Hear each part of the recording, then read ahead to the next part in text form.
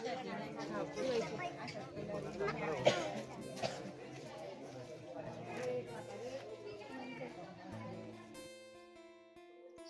आज होती काकांच्या मुलीची हळद आणि मी हळद आणि लग्न दोघांचा ब्लॉग एकत्र केलेला आहे, कारण हळदीचा आणि लग्नाचा जास्त शूट झालेला नव्हता. म्हटल्यावर जे जे काही झालेलं आहे तिथे सर्व काही आता एकाच ब्लॉगमध्ये मी ॲड केलेलं आहे. हॅलो नमस्कार, मी गायत्री पाटील तुमच्या सर्वांचे अगदी मनापासून स्वागत करते आपल्या यूट्यूब चॅनलवर.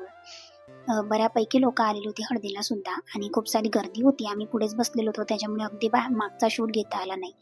माझ्या आत्याच्या मुलीचं म्हणजे मोनाचं ओव्हर होतं आणि ओव्हर असल्यामुळे तिला सर्वात आधी तिलाच बसवलेलं होतं.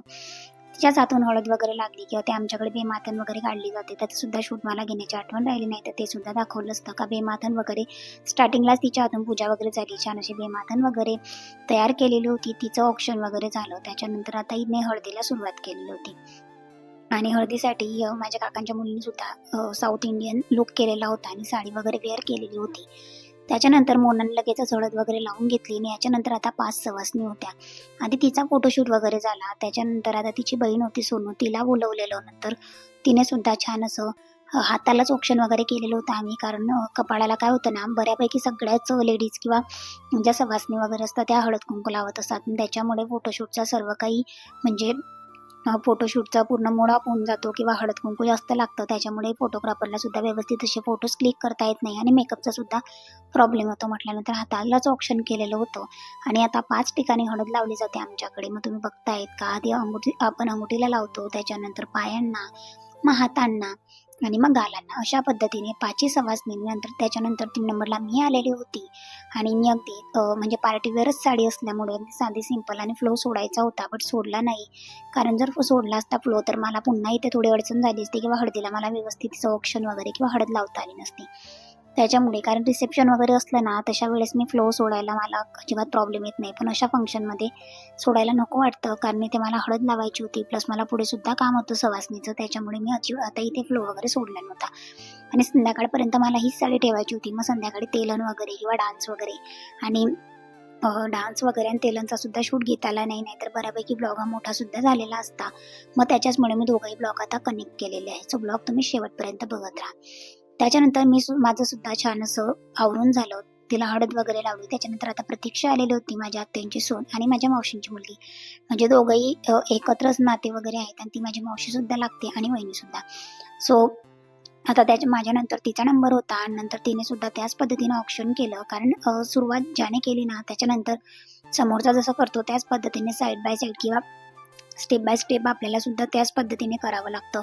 म्हटल्यानंतर आता तिने सुद्धा आम्ही केलेल्याच पद्धतीने ऑप्शन वगैरे किंवा हळद वगैरे लावून घेतली. त्याच्यानंतर आता जी नवरी नव्हती गायत्री, जिची हळद होती, तिची वहिनी वगैरे आहे, ती वहिनी येणार होती आणि त्या वहिनीने सुद्धा त्याच पद्धतीने अशा 5 सवासणी आम्ही आता इथे झालेलो होतो. त्याच्यानंतर आता 5 सवासणी झाल्याच्या नंतर अवतीभोवती जे काही धागा वगैरे असतो गुंडाळलेला त्या काढायच्या. तिच्या मावशीची मुलगी सुद्धा होती, बट तिच्या मावशीच्या मुलीचा शूट घेता आला नाही, कारण हा मोबाईल माझ्याकडे नव्हता. मी तुम्हाला सांगितल्याप्रमाणे माझ्या बहिणीचा मुलगा होता, त्यानेच सगळे काही शूट वगैरे घेतलेले होते.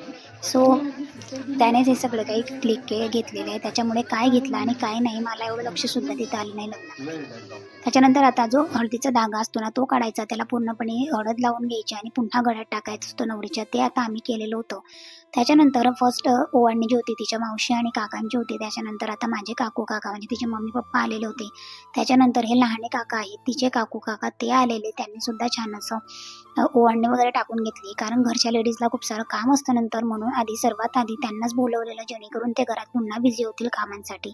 नंतर माझे आत्या वगैरे होते, म्हणजे हा मोनूचा बाळा आहे जेवी, त्याने सुद्धा छान अशी ओवाळणी टाकली आणि आत्यांचं वगैरे काम झालं. त्याच्यानंतर खुशी, पूर्वा आणि मी त्याला सांगितल्याप्रमाणे का फक्त फॅमिली शूट घे म्हटल्यानंतर त्याने खूपच कमी आणि फक्त फॅमिली शूट घेतलेले होते, त्याच्यामुळे बरेचसे लोक याच्यामध्ये नाही आहेत. फॅमिली खूप सारी मोठी आहे, तुम्ही मेहंदीच्या ब्लॉगमध्ये बघितली असेलच. त्याच्यानंतर माझे मम्मी पप्पा सुद्धा होते. मम्मीने येलो कलरची साडी वेअर केलेली होती आणि छान वाटत होती ही साडी सुद्धा. त्याच्यानंतर प्रतीक्षा, हर्षल यांनी सुद्धा दोघांनी फोटोशूट किंवा ओवाळणी वगैरे टाकून घेतलं आणि घरच्यांनी लेटमध्ये टाकलेलं होतं, तरी सुद्धा शूटमध्ये त्यांनी सगळ्यांचे शूट एक साथ घेतलेले आहेत. त्याच्यानंतर मी सगळे एडिट वगैरे करून अशा पद्धतीने ब्लॉग तयार केलेला होता. यांनी सुद्धा थोडेफार हळद वगैरे तिला लावली. त्याच्यानंतर ही तिच्या म्हणजे त्यांचीच रिलेटिव्ह होती. त्याच्यानंतर मी आणि मम्मी, कारण अहो आले नव्हते, अहोंना सुट्ट्या मिळाल्या नाहीत, कारण मार्च महिना असल्यामुळे थोडे प्रॉब्लेम असतात कंपनीमध्ये, त्याच्यामुळे सुट्ट्या वगैरे मिळाल्या नाही, म्हणून अहो आले नव्हते. म्हणून मी आणि मम्मीने छान अशी ओवाळणी टाकली. त्याच्यानंतर मम्मीने आणि मी आम्ही दोघांनीच हळद वगैरे सुद्धा लावून घेतलेली होती. 1-2 जे काही अजून फोटोज आहेत ते सुद्धा क्लिक करून घेतलेले होते. त्याच्यानंतर लगेचच आता सोनू आणि जिजू जिजू सुद्धा आलेले होते. म्हणजे दुपारची हळद असल्यामुळे जिजू सुद्धा सकाळी आलेले आणि हर्षू, सोनू यांनी सुद्धा छान असे फोटोज वगैरे काढले किंवा हळद वगैरे सुद्धा लावून घेतलेली होती. आम्ही सगळे फॅमिलीवाले नंतर लास्टमध्ये होतो, कारण बरेचशांनी फोटोज काढून घेतलेले होते. म्हटल्यानंतर आपलं फॅमिलीचं शूट कसं असतं, अगदी शांततेत आणि निवांत पार पडण्यासाठी आम्ही सगळ्यांनी लास्टमध्ये शूट केलेलं होतं. त्याच्यानंतर मोनू, जयू आणि किरण पाटील म्हणजे माझे जावाईच लागतात, सो यांनी सुद्धा जे काही फोटोशूट वगैरे होते ते करून घेतले. त्याच्यानंतर आम्ही सुद्धा सगळ्यांनी फोटोज काढले, खूप सारे फोटोज काढलेले होते. नंतर मेहंदी किंवा हळद लावताना आणि लास्टमध्ये जे जे काही फोटोज काढले ते सुद्धा मी लास्टमध्ये ॲड केलेले आहे, सो ते सुद्धा तुम्हाला नक्कीच कळतील.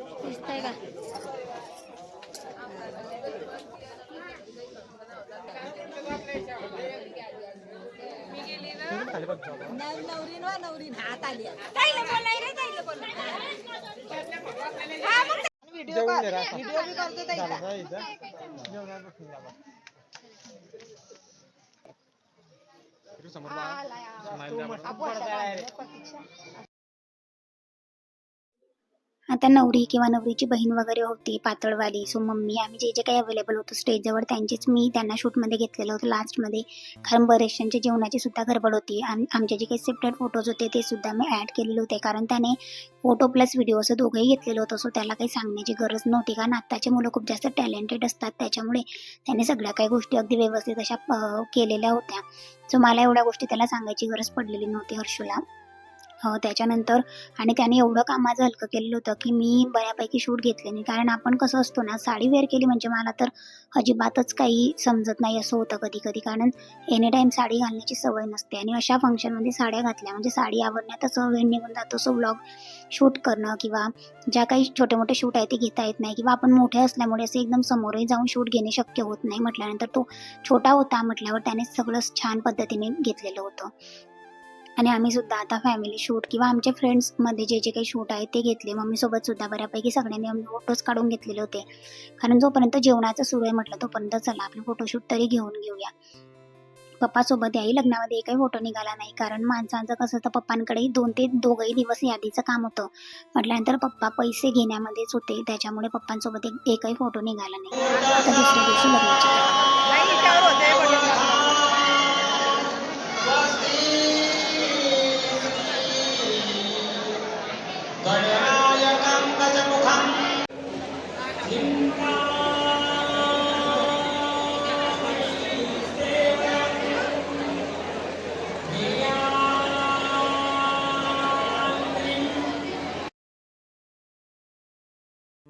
तुम्ही हळदीचे फोटोज बघितले. त्याच्यानंतर आता हा लग्नाचा दिवस होता. मी डायरेक्ट लग्नाचाही ब्लॉग त्यामध्ये सेट केलेला आहे, कारण रात्री डान्स आणि तेलन वगैरे मी शूट केलेलं नव्हतं, कारण मीच तिथे बसलेली होती. म्हटल्यानंतर कोण शूट करणार आहे, तोही आता माझ्या जवळपास नव्हता हर्षू.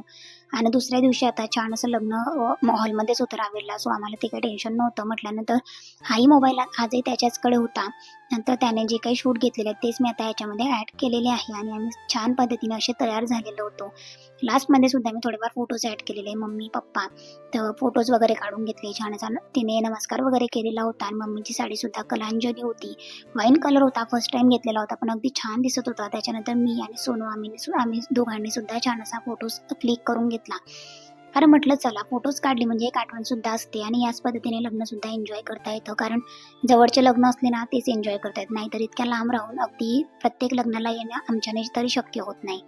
नंतर आत्या मामा यांनी सुद्धा फोटोज वगैरे काढून घेतले आणि जे काही जवळचे होते त्यांनी त्याला सांगितलेलं होतं का फॅमिली शूट घेशील, म्हटल्यानंतर त्याने फक्त फॅमिली शूट घेतलेले होते. म्हटल्यावर खूप छोटे छोटे व्लॉग झालेले होते, कारण सगळं काही एकाच मोबाईलमध्ये घेणं आणि नंतर 3-4 दिवसानंतर एडिट करणं म्हटल्यानंतर मोबाईलचेही स्टोरेज थोडे काम करत नाही किंवा फोटोही कंटिन्यू निघत असतात. मोबाईलही अगदीच गरम झालेला होता, कारण कंटिन्यू 3 दिवस तेच काम सुरू होतं. त्याच्यानंतर तिचे मम्मी पप्पा आहेत नवरीचे, नंतर काका काकू म्हणजे माझे काका काकू आणि तिचे मम्मी पप्पा त्यांनी सुद्धा छान फोटोज वगैरे काढले. काकूंची आणि माझ्या साडीचा कलर थोडाफार का होईना पण मॅचिंग होता आणि छान वाटत होता हा कलर सुद्धा. नंतर हे लहाने काका आहेत, तिचे लहाने काका आणि काकू आणि माझे सुद्धा काका आणि काकू. सो त्यांनी सुद्धा फॅमिलीज फोटोज घेतला. आणि माझ्या साडीचा कलर तुम्हाला कसा वाटला नक्की कमेंट्स करून सांगा. कारण मी हा गाजरे कलर फर्स्ट टाईम घेतलेला होता आणि फर्स्ट टाईम वेअर सुद्धा केलेला होता. कारण ब्ल्यू किंवा स्काय ब्ल्यू, रेड वगैरे, पिंक वगैरे आपण तर घेतच असतो. पण काही कलर वेगळे घेतले ना तरी छान वाटतात आणि कधीतरी काहीतरी वेगळं वेअर करून बघावं. नंतर इकडचा माझा ग्रे कलरचा कोट घातलेला माझा भाऊ आहे उज्ज्वल आणि ब्लॅक कलरचा कोट घातलेला तिचा भाऊ होता ओम. सो त्यांनी सुद्धा फोटोज काढून घेतले आणि इतकं तरी बरं की मुलांनी त्यांच्या हिशोबाने का होईना पण 2-3 फोटोज काढून घेतलेले होते. कारण एवढी गर्दी असते ना की प्रत्येकाला म्हणणं शक्य होत नाही का तुम्ही फोटोज काढा, फोटोज काढा. आणि आधीसारखं आता राहिलं सुद्धा नाही. कोणी वाटही बघत नाही त्या गोष्टीची. म्हटल्यानंतर सगळे आता छान पद्धतीने फोटोज वगैरे काढून घेतात. आम्ही सुरुवातीला लग्न वगैरे लागलं होते म्हणजे जे तिकडचे होते सर्व त्यांचे फॅमिली शूट वगैरे झाले. त्याच्यानंतर आम्ही लास्टमध्ये आमचे फॅमिली शूट घेतलेले होते. नंतर पुन्हा तिचं जे काही चौरी-बोवरी होती ती होणार होती किंवा फेरे वगैरे असतं ते होणार होते आणि पातळ वगैरे तिने वेअर केलेलं होतं. पण मी ते सुद्धा म्हणजे शूटमध्ये घेतलं नव्हतं. त्याच्यानंतर मम्मी, मी, हर्षू, प्रतीक्षा आम्ही सगळ्यांनी जे काही फोटोज काढलेले होते सकाळीच लग्न लागायच्या आधी. तेच मी छोटे-मोठे का होईना पण ॲड करून घेतले. जेणेकरून म्हटलं चला याच आठवणी आपल्याला जगता येतात. पुन्हा दिवस अनुभवायला मिळत नाही. आता नेक्स्ट टाईम जे लग्न आहे त्याचं आणि बऱ्याच दिवसातून आता हे लग्न झालेलं होतं. कारण माझं झालं त्याच्यानंतर मागच्या वर्षी माझ्या मावशींच्या मुलींचं झालं आणि यावर्षी आता पुन्हा काकाच्या मुलीचं. आता पुन्हा एक लग्न आहे पुढे ते सुद्धा अटेंड करायचं आहे आणि घरचे लग्न असतात त्याच्यामध्ये छान ब्लॉग शूट किंवा फोटोज किंवा एन्जॉय करता येतो. सो तुम्हाला आजचा ब्लॉग कसा वाटला नक्की कमेंट्स करून सांगा. तुम्ही जर आपल्या चॅनलवर नवीन असाल तर चॅनलला सबस्क्राईब करा. जेणेकरून तुम्हाला असे छान छान डेली ब्लॉग्स किंवा माझ्या लाईफस्टाईलमधले ब्लॉग तुम्हाला नक्की बघायला मिळतील. माझे जे सेल्फी वगैरे होत्या 2-3 काढलेल्या तेच मी ॲड केल्या आणि हाऊ जर असते तर खूप सारे फोटोज निघाले असते. पुन्हा भेटेल अशाच एका छानशा